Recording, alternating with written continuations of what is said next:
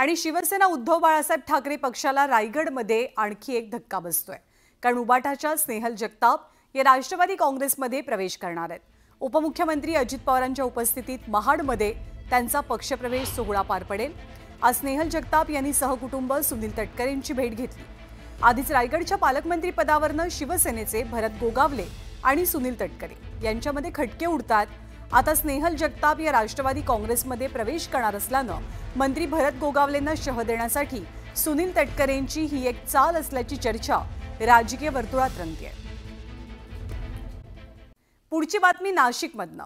नाशिकच्या ठक्कर बाजार परिसरात एका व्यक्तीनं बस स्थानकातील स्वच्छतागृहातल्या कर्मचाऱ्यावर पेट्रोल ओतून जाळण्याचा प्रयत्न केला।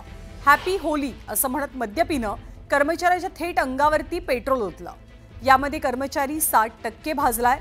दरम्यान न्यूज 18 लोकमतनं काही दिवसांपूर्वी रियालिटी चेक करत बस स्थानकातलं वास्तव समोर आणलं होतं। यावेळी आरोपीचा बस स्थानकातला वावर कॅमेऱ्यात कैद झालेला। संशयित आरोपी आणि सराईत गुन्हेगार शुभम जगतापचा बस स्थानक परिसरातला बेकायदेशीर वावर न्यूज 18 लोकमतनं पुढे आणलेला।